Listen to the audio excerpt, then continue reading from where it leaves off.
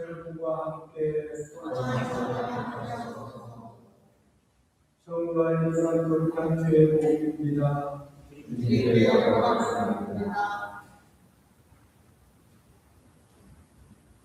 마리아와 마르다 자매가 사는 베다니아 동네에 나자로는 병자가 있었다. 알고 있는 나자로는 마리아의 오빠였다. 마리아는 주님께 묻고 머리털로 주님의 발을 닦아드린 적이 있었던 여자였다. 마리아와 마르다는 예수께 사랑을 보내 주님께서 사랑하시는 이가 알고 있습니다 하고 전합니다. 예수께서는 그 전달을 받으시고 그 병은 죽을 병이 아니다. 그것을 오히려 하나님의 영광을 드러내려고 하나님의 아들도 영광을 갖게 될 것이라고 말씀하셨습니다. 예수께서 마르다와 그의 동생과 나자로를 사랑하고 계십니다. 그러나 나자로가 아름다운 소식을 들으시고 계신 곳으로 넘으시다가 이틀이나 지난 때에야 제자들에게 유다로 돌아가라고 말씀하셨다. 제자들의 선생님 얼마 전만 해도 유다인들이 선생님을 돌로 치게 했습니다. 그곳으로 다시 가겠습니다고 걱정합니다. 예수께서는 나중에 달이나 지나지 않습니다. 낮에 걸어가다니는 사람은 세상의 빛을 보기 때문에 걸어 넘어지지 않는다.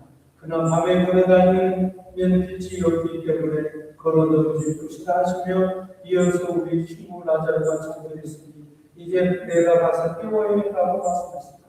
그러자 제자들은 주님 나자로가 잠이 들었다면 믿고 살아나지 않겠습니다고 말합니다. 예수께서 하신 말씀은 나자로가 죽었다는 뜻이었는데 제자들은 그 잠을 자고 있다는 말로 알아보는 것이다. 그래서 예수께서는 분명히 말합니다. 나자로는 죽었다. 이제 그 일로 너희가 믿게 될 터이니 내가 거기 있지 않았다면 그것이 오히려 잘된 일이다. 이곳으로 가자. 그곳으로 가자. 그때 쌍둥이가 불리는 도마가 자기 동료에 딴 제자들에게 우리도 함께 가서 그와 생사를 감시합시라고 말합니다. 예수께서 그곳에 이르러 보니 나자로가 무덤에 묻혀 이미 사흘이나 지났습니다. 나흘이나 지났습니다. 베델 예루살렘의 물과 께에 앉는 곳이어서 많은 유다 사람들이 오빠의 죽음을 슬퍼하고 있는 마르다와 마리아를 위하고 와 있습니다. 예수께서 죽으신다는 소식을 듣고 마르다는 나중에 그동안 마리아는 집안에 있었다. 마르다는 예수께 말했다. 주님께서 여기 계시더라면 제 오빠가 죽지 않았을 것입니다. 그러나 지금이라도 주께서 구하시려 하면 무엇이든지 하나님께서 다 이루어주실 줄 압니다. 내 오빠는 다시 살아날 것이다. 예수께서 말하시자 마르다는 마지막날 구할 때에 다시 살아나는 것을 저도 알고 있다고 말합니다. 예수께서 나는 부활의 생명이 나를 믿는 사람은 죽더라도 살고 또 살아서 믿는 사람은 영원히 죽지 않을 것이다. 너는 이것을 믿으라 하고 것이다. 마르다는 내 주님께서 이 세상에 오시기를 약속된 그리스도시며 하느님의 아들이신 것을 믿습니다고 대답합니다. 이 말을 남기고 마르다는 돌아가 자기 동생 마리아에게 불러 그 말로 선생님이 오셔서 너를 부시라고 일러주셨다. 마리아는 이 말을 듣고 불고기나 예수께 달려갔다. 예수께서 아직도 동네에 들어가지 않으시고 마르다가 마주 나오는 곳에 그냥 계셨던 것이다. 집에 마리아를 이루어지던 유다인이던 마리아가 급히 일어나 나가는 것을 보고 그가 바로 무덤에 나가는 줄 알고 뛰어나갔다. 마리아는 예수께서 계신 곳에 찾아가 뵙고 그 앞에 뛰어 주님께서 여기 계셨다면 지옥과 주지 않았을 것이라고 말합니다.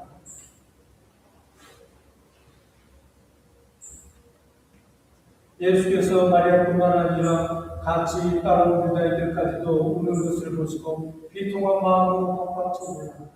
그때 그를 어디서 묻었느냐고 예수께 묻자 그들이 주님 오시옵소서 보십시오고 대답합니다. 예수께서는 눈물을 흘리시며 그래 유다인들은 저것을 보고 나자로가 묻혀 사랑했다고 말합니다. 또 그들 가운데 소경을 뜨게 한 사람도 나자를 죽지 않았을 수 없었단 말인가 하고 하는 사람도 있습니다. 예수께서 다시 이렇게 동안 실제로 장비했던 무덤에 갔습니다. 그 무덤은 돌로 굴러 있었고 입구는 돌로 막혀 있습니다. 예수께서 돌을 치우라 하시자 죽은 사람이 누이 마르다 주님 주께서 나으리라 되어서 벌써 냄새가 나는가. 예수께서 말하되 내가 믿기만 하면 하늘의 영광을 보게 되리라고 내가 말하지 않았느냐 하시니 작은 누이 돌을 치고 예수께서 하늘로 올라오시며 이렇게 기도하였다. 아버지, 제 정을 들어주셔서 감사합니다. 그리고 언제 제 정을 들어주시는 것을 저는 알고 압니다. 그러나 이제 저는 여기 둘러선 사람들로 하여금 아버지께서 저를 보고 계셨다는 것을 믿게 하려고 이 말을 하셨습니다. 말씀을 마치고 나자로 나오라고 큰 소리를 치자 죽었던 사람이 밖으로 나왔는데 손에는 매우 묶여 있었고 얼굴은 수으로 바뀌어 있습니다. 예수께서 사람들에게 그를 풀어주게 하리라 하여 또 말씀하셨다. 마리아를 찾아 왔다가 예수께서 하신 말씀을 모든 이들이 예수를 믿게 되었다. 이는 주의 복음입니다. 성부와 성자와 성령의 이름으로 다 같이 앉으십니다.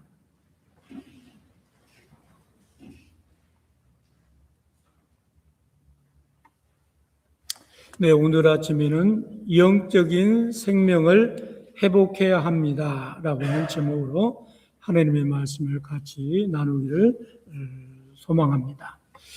사순절 오늘이 5번째 주일입니다. 이제 우리는 지난주에 소경이 눈을 뜨게 하신 예수님을 통해서 우리의 영적인 시력이 회복되어야 된다라고 하는 것을 보았습니다. 이제 오늘 본문은 하나님께서 우리를 죽음과 생명의 자리에서 우리를 초대합니다. 에스겔을 골짜기에 위해서는 마른 뼈들이 살 수 있느냐라고 질문합니다. 그리고 로마서 5장에서는 사도 바울은 육신의 생각은 사망이요 영의 생각은 생명과 평안이라고 선언하고 있습니다. 그리고 오늘 복음서에서 예수님께서는 이미 죽어 냄새가 나는 나자로를 향해서 나오너라 라고 부르신 것을 볼 수 있습니다. 이 세 장면은 서로 다른 배경과 다른 시대에 쓰여진 말씀이지만 이것은 한 이야기를 하고 있는 것을 볼 수 있습니다. 그리고 이 말씀은 우리 자신들의 이야기이기도 합니다. 우리는 겉으로 살아있지만 영적으로 하나님과 교통이 끊어진 상태에 사는 사람들이 많이 있습니다. 또 우리는 스스로 생명을 만들어낼 수 없습니다.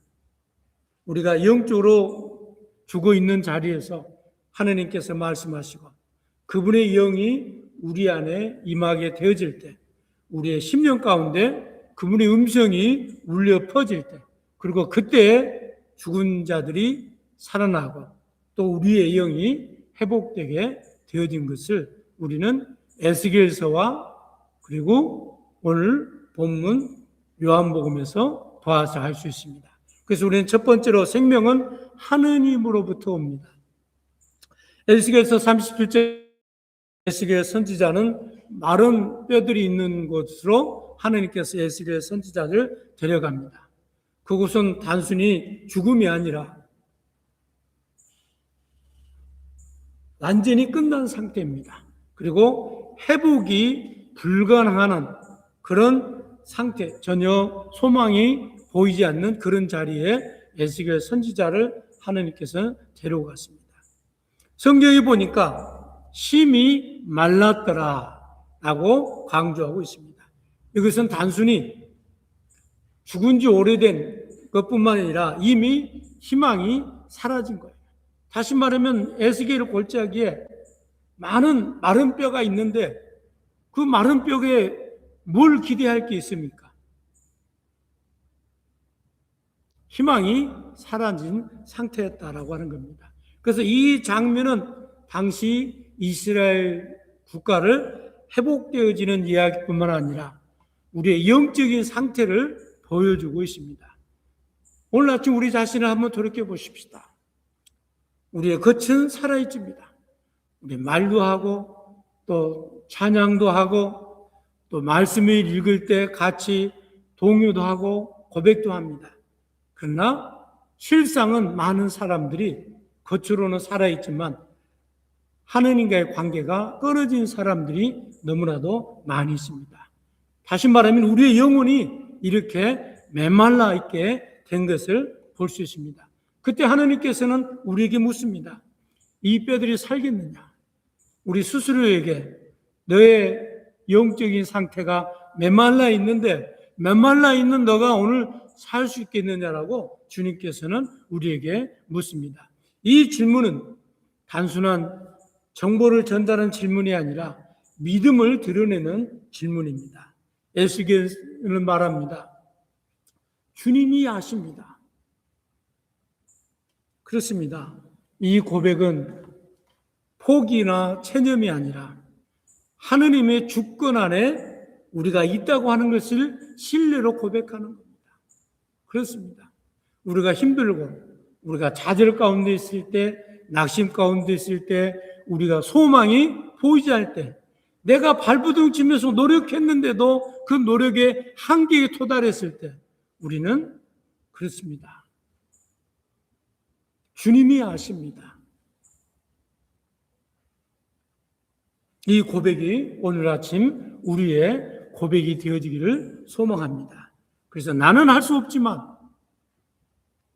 주님은 하실 수 있습니다. 이것이 바로 생명의 시작입니다. 이제 중요한 장면이 나옵니다. 하느님의 에스겔에게 대언하라고 말합니다. 에스겔 선지자는 힘이 없습니다. 능력이 없습니다. 그가 할 수 있는 건 아무것도 없어요. 여러분 스스로가 할 수 있는 게 뭐가 있을까요? 할 수 있는 것이 아무것도 없습니다. 그저 주님이 대언하라고 하니까 에스겔 선지자가 대언합니다. 여기서 중요한 것은 말씀과 생명은 분리될 수 없다는 사실을 알 수 있습니다. 하나님의 말씀이 선포될 때 죽는 것이 변화의 시작이 됩니다. 뼈들이 맞춰지고 힘줄이 생기고 살이 붙고 그리고 가죽이 덮여서 큰 군대가 된 것이 에스겔 선지자의 에스겔서의 기록입니다. 그러나 성경은 분명히 말합니다. 그 속에 생명이 없더라. 이 장면은 매우 중요합니다. 왜냐하면 이것은 형태는 있으나 생명이 없었다는 거예요. 즉 오늘 우리의 신앙이 위험한 모습을 보여줍니다.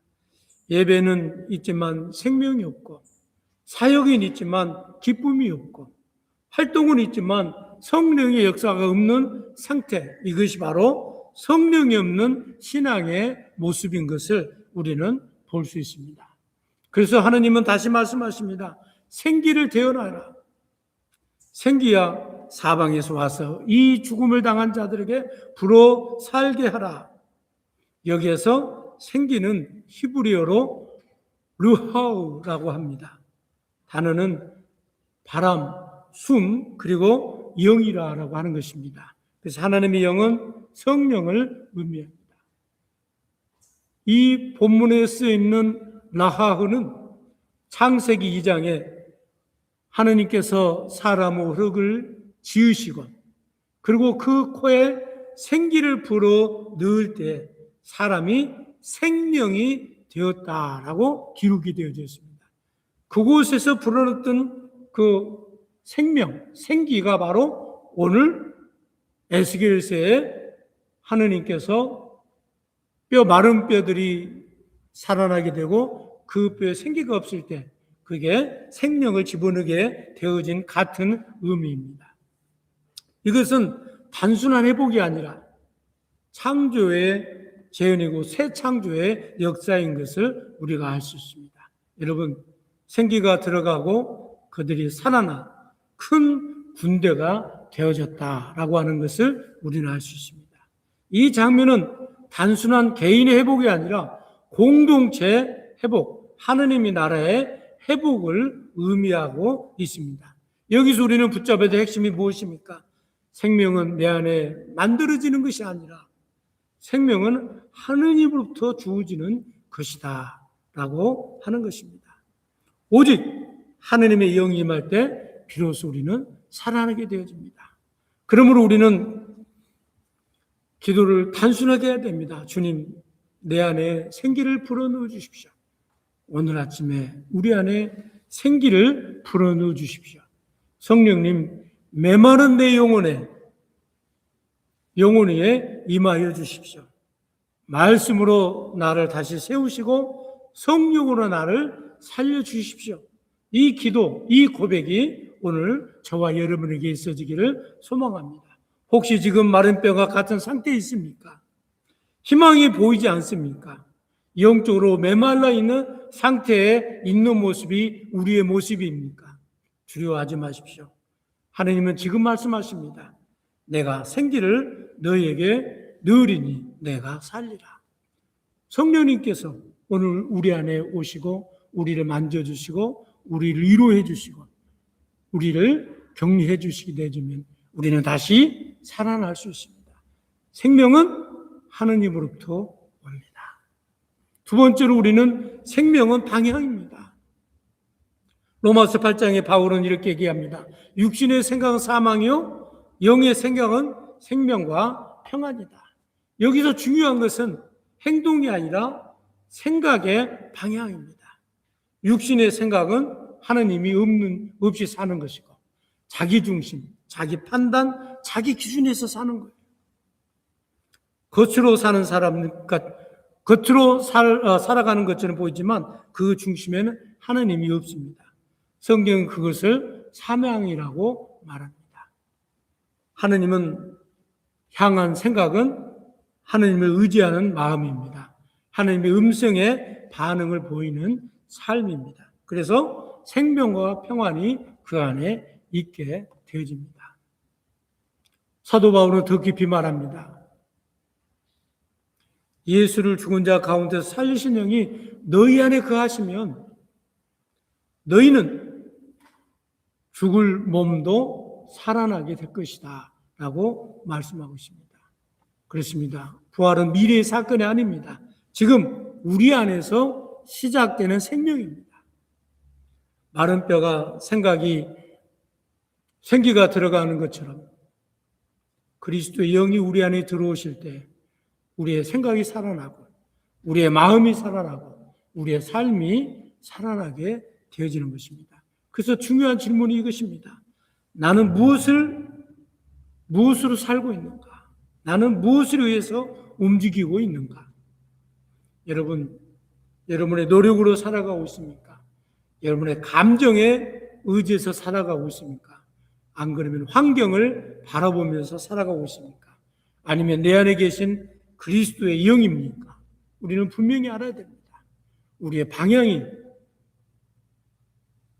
그리스도에게 향해야 되고 우리의 영이 그리스도에 향할 때 우리의 삶이 변화받는 삶으로 영광을 돌릴 수 있습니다. 마지막 세 번째로 생명은 음성입니다. 요한복음 11장의 이 모든 말씀의 절정입니다. 나사로는 이미 죽었습니다. 나흘이나 지나 냄새가 난 상태였습니다. 이것은 단순히 죽음이 아니라 의학적으로 완전히 끝난 상태인 것을 우리는 알 수 있습니다. 그런데 예수님께서는 죽은 지 나흘이나 된 나사로의 무덤 앞에 서 있습니다. 그리고 선언합니다. 나는 부활이요 생명이다. 그리고 외칩니다. 나사로야 나오너라. 이 장면의 가장 중요한 것은 기적 자체가 아니라 음성입니다. 생명은 상태를 고쳐서 나오는 것이 아니라 주님의 음성으로 시작됩니다. 그래서 우리가 늘 매 주마다 주일날 교회에 나와서 예배를 드리고 함께 말씀을 묵상하는 이유도 무엇입니까? 우리의 믿음이 주 안에서 든든히 세워져 가기 위한 것입니다. 여러분 창세기 보세요. 하나님께서 천지를 창조하실 때 뭐로 창조하시죠? 말씀으로 창조하십니다. 빛이 있으라 하실 때 빛이 생긴 것처럼 지금도 주님의 음성이 죽은 자들을 살립니다. 오늘 아침에 여러분의 심령 가운데 주님의 음성을 듣는 시간이 되어지기를 소망합니다.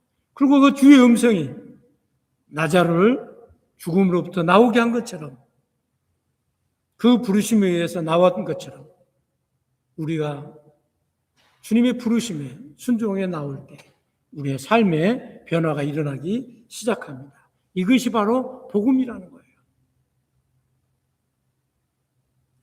여러분, 우리는 노력으로 살아가는 존재가 아닙니다. 부르심으로 순종하며 주님 앞에 나아가는 존재입니다. 그리고 예수님이 말씀하십니다. 죽음에 일어났던 나자르에게 풀어놓아 다니게 하라. 살아났지만 아직 묶여 있었다는 거예요. 우리도 그렇습니다. 이미 생명을 받았지만 우리의 옛 습관, 두려움, 상처에 묶여서 우리는 늘 절망 가운데 있을 때가 많이 있습니다. 그러나 주님은 살리시는 분일 뿐만 아니라 우리에게 자유를 주시는 분이심을 우리는 알 수 있습니다. 아직도 주님을 만나고 주님을 의지하고 또 주님과 동행하는 삶을 산다고 하면서도 아직도 염려와 근심과 걱정과 절망이 묶여서 여러분의 마음속에 기쁨이 사라지고 소망이 사라진 상태에 있습니까? 이 시간에 주님을 만나시고 그 음성에 순종할 때에 여러분의 마음에 있는 모든 염려가 물러가고 여러분의 심령 가운데 기쁨으로 충만한 삶이 이루어질 줄 믿습니다. 말씀의 결론을 맺습니다. 사순절은 무덤에서 나오는 시간입니다. 오늘 말씀 하나로의 모임입니다. 우리는 마른 뼈와 같고 육신의 생각 아래 있었고 나사로처럼 죽음 안에 묶여 있었습니다. 그러나 하느님의 영이 임하시면 성령이 임하시게 되어지면 그리스도의 영이 우리 안에 거하시면 주의 음성이 우리를 부르십니다. 나오너라. 사순절은 자기 반성의 시간뿐만 아니라 무덤에서 나오는 시간입니다. 오늘 주님은 우리 각자의 이름을 부르십니다. 나오너라. 그 자리에서 나오너라. 그 묶임으로부터 나오너라. 완전히 준비되지 않아도 됩니다. 비틀거려도 괜찮습니다. 중요한 것은 그 음성에 반응을 보이고 나오는 겁니다. 그러므로 이번 사순절 기간 동안 여러분이 무엇에 묶여 있든지 그 묶임으로부터 해방받고 치료받고 자유함 받아서 부활주일 주님을 맞이할 때 기쁨으로 맞이할 수 있는 저와 여러분이 되어지기를 소망합니다. 성부와 성자와 성령의 이름으로.